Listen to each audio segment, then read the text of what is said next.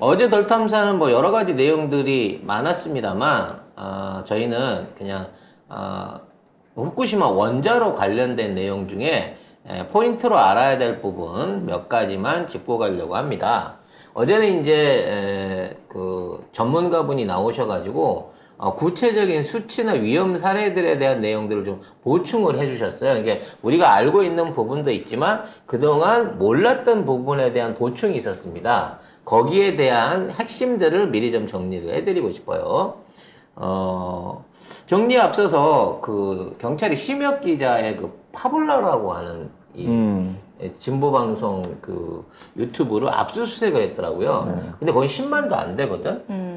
그래서 왜 거기를 수사를 했나라고 알고 봤더니 이게 이제 결국은 심혁 기자가 한동훈 관련된 취재를 하면서 더 탐사랑 공동으로 진행하고 있는 부분이 있어서 거기에 대한 자료를 획득하기 위해서 이 얼마 안 되는 파블라 채널을 압수수색을 했다는 거죠.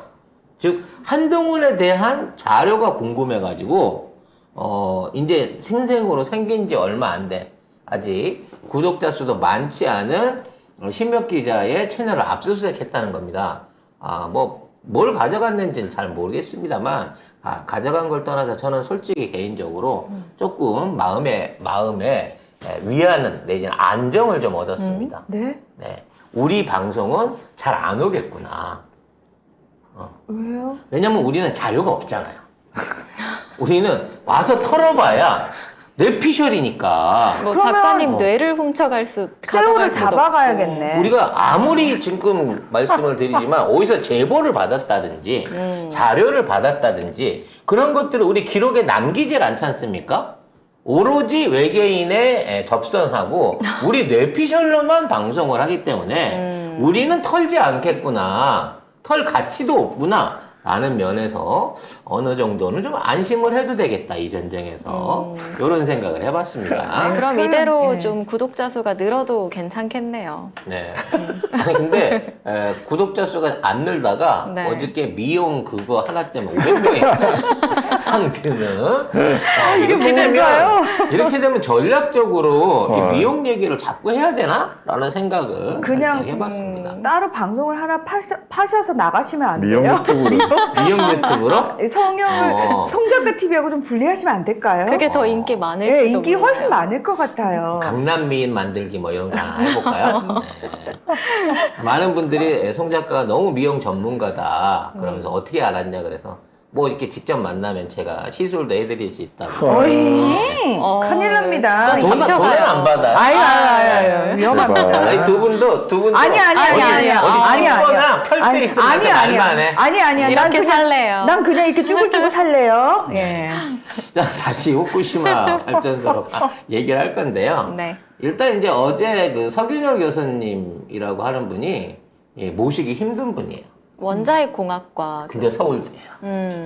사실 이분은 원전 마피아로 가셔야 될 분인데 되려 이런 반핵 운동 내지는 이런 그 진실을 밝히는 창구에 나와주신 게 얼마나 감사한지 모르겠어요. 이분은 실제로 핵발전소 설계도 하신 말 그대로 나쁘게 빠졌으면 지금 차기 한수 원장을 노리실 수 있는 그쪽 계열에서 일을 하신 분이기 때문에 나쁘게 빠지죠. 지금 다 나쁘게 빠져가지고 대통령도 하고 그렇지. 법무장관도 하고 하고. 그러잖아요. 예. 나쁘게 빠져가지고. 나쁘게 빠져가지고. 근데 아무튼 이렇게 좋게 빠지셔가지고 학자의 양심을 지켜주신 서균열 교사님한테 일단 한번 말씀드리고 싶어요. 지난번 양희원영 교수 때하고 의원 때하고 마찬가지로 핵심은 총량이라는 거예요. 현재 누출됐던 총량 그리고 앞으로 누출될 수 있는 총량에 대한 부분이 가장 중요하다는 겁니다.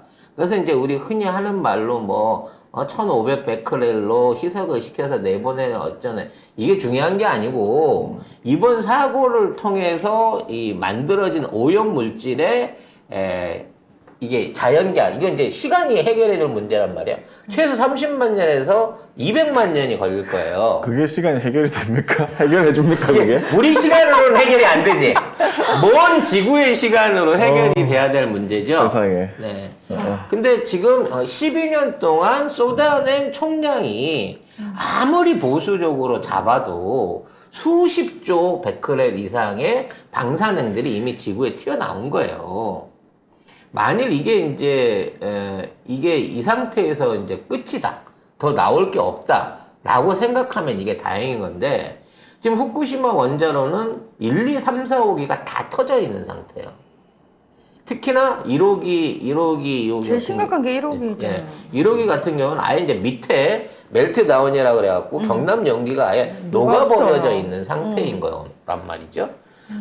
그리고 마찬가지로 2호기도 접근 금지가 돼 있는 상황이야.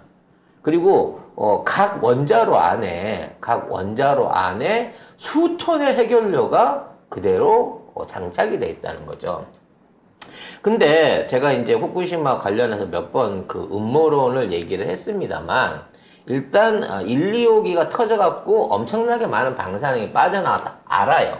그리고 안에 아직도 폐 연료봉과 새어나온 물질들이 데브리라 그러죠.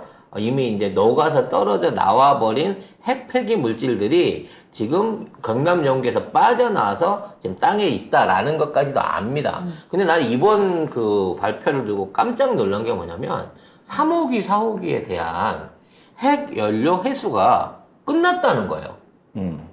그래서 이게 음모론이 맞구나라는 생각을 해보게 됐습니다. 애초에 1, 2호기가 사고가 난 시점에서 3, 4호기는 사실상 사고가 안 나 있는 상황이었어요. 근데 1, 2, 3, 4호기에 대한 셧다운을 계속해서 거부를 했습니다. 도쿄전력이. 그렇죠.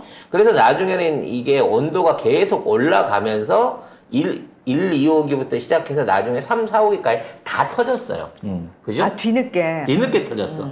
1호기도 거의 하루 반 정도가 늦게 터졌는데 그 당시에 이제 총리 정치인들 뭔 캔이었죠? 이름이 잘 생각이 안 나네. 하도 단명해가지고 그 당시에 그 유일하게 현재 자민당이 아닌 연합정권의 민주계 공명당 총리였던 총리가 빨리 그렇지, 공명당에서는 물을 밸브 열어가지고 침수를 시켜서 폭발을 막을 수 있게끔 셧다운을 시켜라라고 계속 얘기를 했습니다. 맞아.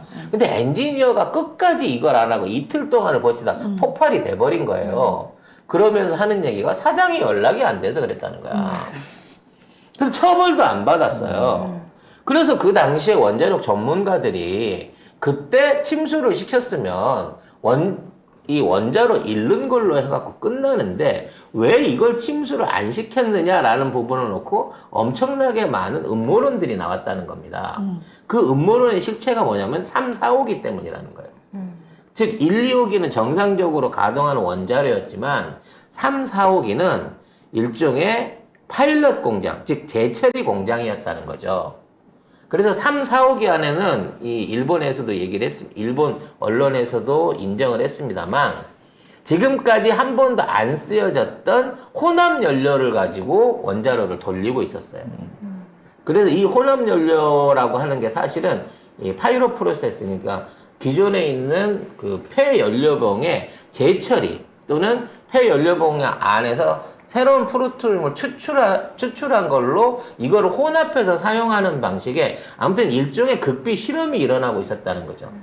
그래서 이 실험 안에는 이 동일본 전철뿐만 아니라 미국의 웨스팅하우스나 일본의 도시바 그리고 빌 게이츠까지 전부 다 여기에다 지분을 갖고 있었다는 거죠. 그래서 이 3, 4호기 안에 있는 원전은 사실상 일본 게 아니었던 거예요.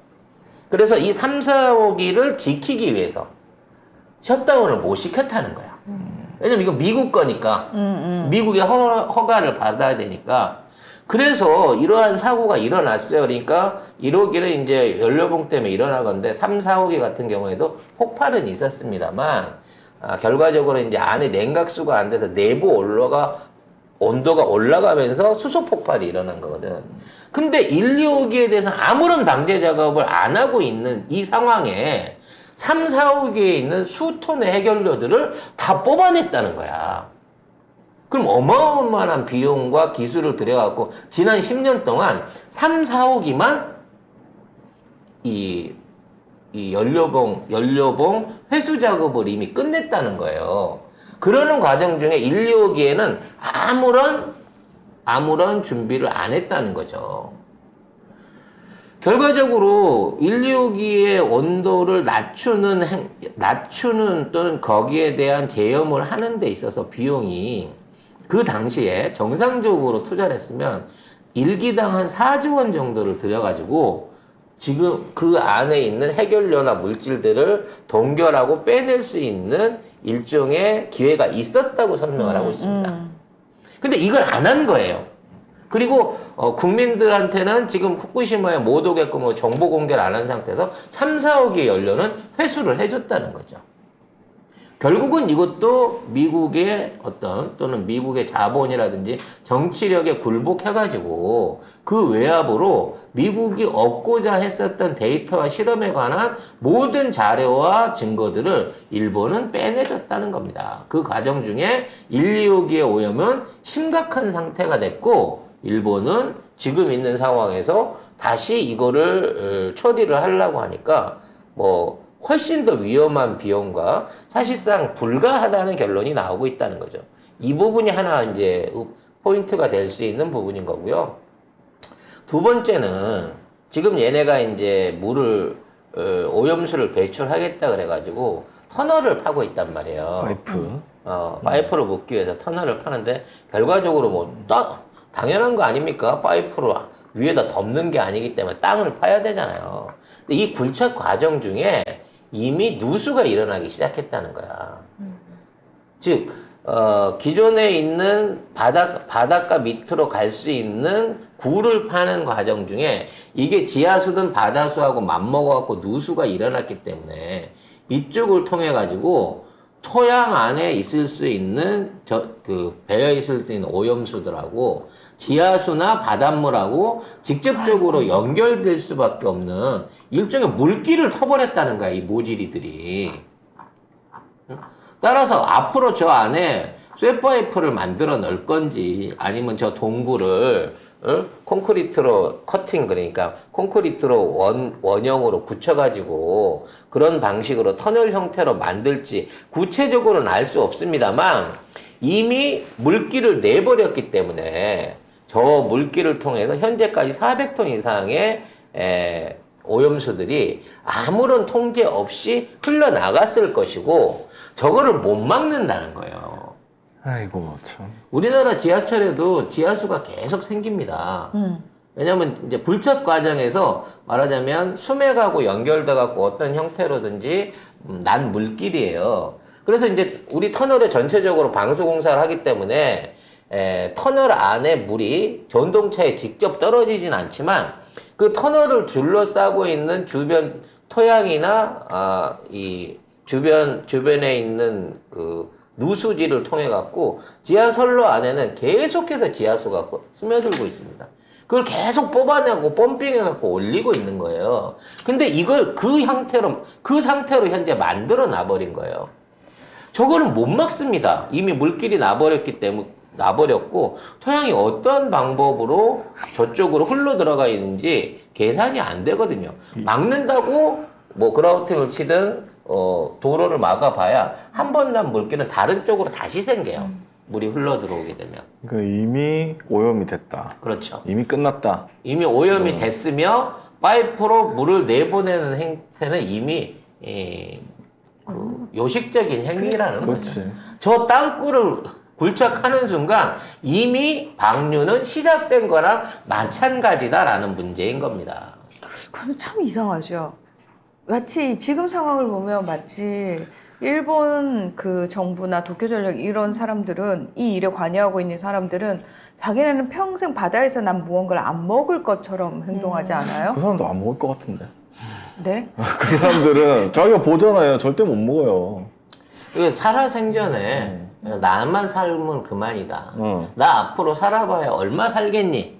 나 살아 생전에는 내가 피해볼 일 없을 거다.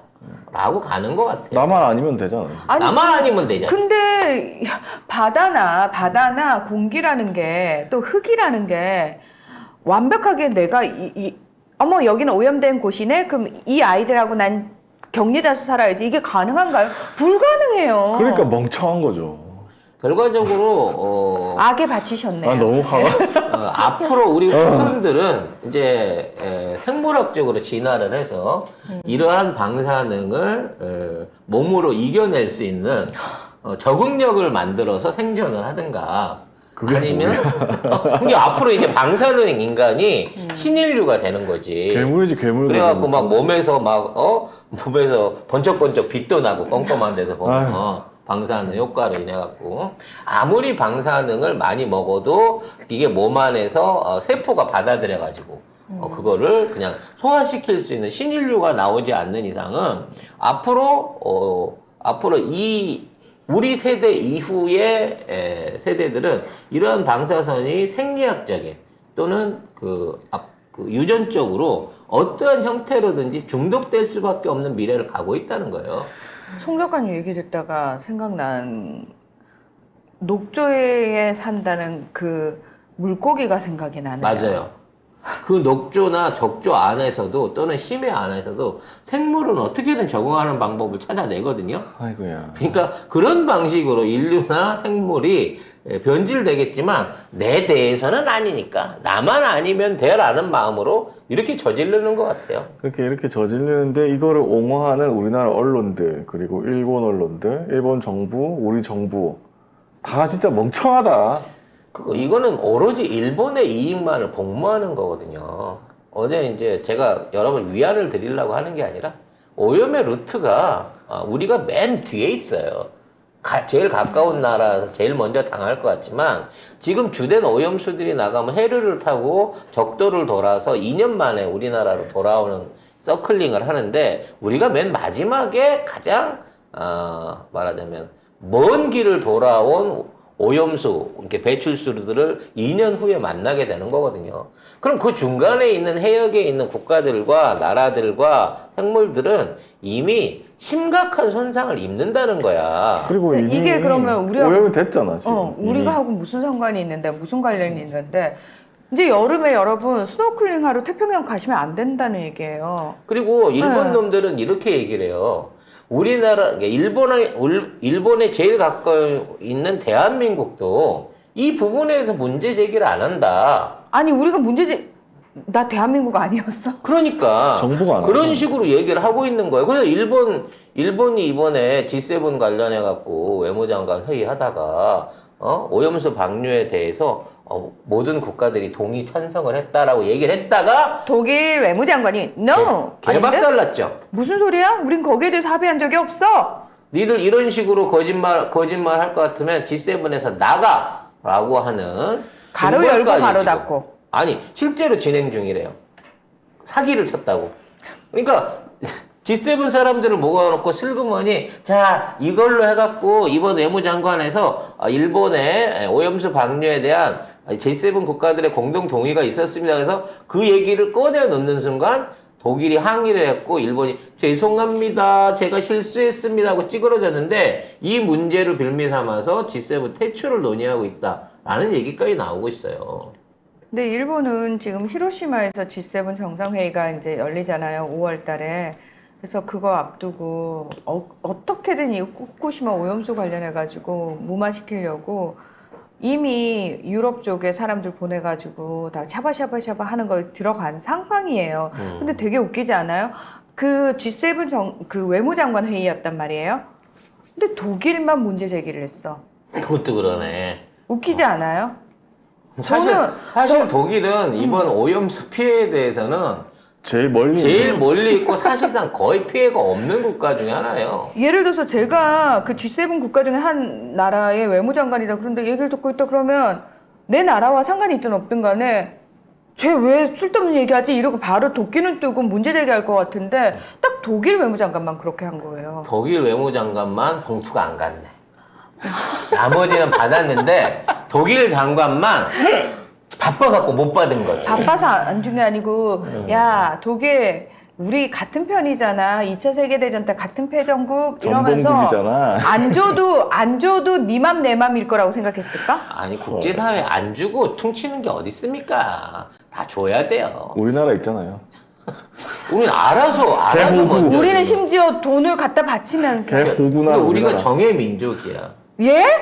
우리가 우리 그놈의 저 민족이 내가 그놈의 저 박살내버린다 아주 우리 그냥. 민족이 너무 정이 많아. 네, 그래서 먼저 던져주고 내가 이만큼 해줬으면 너는 당연히 나한테 해주겠지라고 생각하는 요런 품앗이나 둘의 정신이 남아 있어가지고 그런 게 아닌가. 갖고 와 정이랑 품앗이 둘의 정신 가져와. 네, 아주 그냥. 라는 생각을 해봤습니다. 자, 요렇게 정리하고 이제 본격적으로 저희 저거 안 아세요? 뭐 그 재판. 김건희 재판. 김건희 재판이요? 그거 안 하면 넘어가시고. 얘기하면 멀어요. 아무튼 네. 김건희 말 나왔으니까 할게. 이건 또 우리 안혜욱 형님이 좀 연관돼 있는 문제인데 결과적으로 안혜욱 회장님이 6번째 만에 이제 공판을 받았는데 다른 사건이랑 병합들을 해가지고 준비기. 네, 준비기일과 이제 그 병합을 통해 가지고 다른 사건이랑 같이 다루겠다는 거예요. 네, 그리고 추가로 이제 그 전주 보궐선거 출마했을 때 토론회에 욕한 문제 뭐 이런 것까지 엮어갖고 한꺼번에 엮겠대. 그러니까 처음에는 이제 줄리 사건이 됐는데 이제는 이제 여러 가지 사건들이 주렁주렁 매달리고 다른 사람이 했던 것까지 합쳐져 갖고 이제 같이 다뤄지게 될 가능성이 높아졌는데 심리를 제일 마지막에 하겠대요. 그러니까 질질 끌겠다는 거죠, 재판을. 그리고 저 검찰이 줄리가 아니란 걸 증명하라는 건데 피고인 측에서 안혜욱 김태희 증언 외에 객관적 증거를 추가로 제시해달라. 그럼 지는 뭐 하는데? 검찰은 뭐 하는데? 줄리가 아니라는 거를 증명하는 거를 줄리를 봤다고 하는 사람한테 그거 어떻게? 추가 증거를 내놓으라는 거예요. 아니 제가 줄리잖아. 저 사람 자체가 증거라고 하는데 그거 말고 다른 거 더 내놔봐. 다른 증거를 내놔봐. 아니 어떻게 내놓냐고. 생긴 것도 다 변했고. 아니 검찰 자신 없으면 빠지세요. 세탁도 다 했는데. 아니 줄리한테 물어봐야지 그러면 왜 이 사람들한테 물어보고 난리야. 만에 하나 내가 봤다는 얘기가 아니에요. 만에 하나 안혜욱 회장님이 당시에 줄리랑 찍은 사진이 등장을 한다고 해도 도저히 같은 사람이라고 주장할 수 없는 증거이기 때문에 어떠한 증거를 내놓을 수가 없어요. 근데 더 내놓으라는 거야.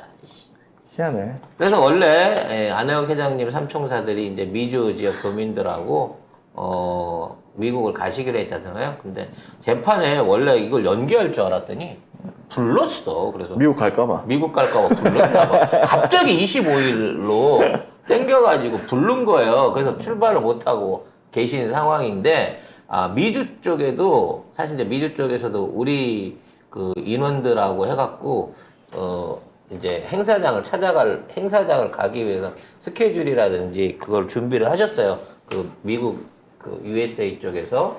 근데 지금 현재 행사장에 참석하는 사람들을 그 대사관이 나서가지고 미국에 있는 주미 대사관이 나서가지고 노인회나 상인회 쪽을 통해 가지고 사람들을 선별해서 뽑고 행사 자체에 접근을 못하게끔 철저하게 관리를 하고 있다고 합니다. 그래서 지금 건이랑 사진 찍는 사람들이 대부분 60, 70대 노인회나 상가 번영회 분들이 지금 동원이 되고 있다라고 하는 미국 속보도 있습니다.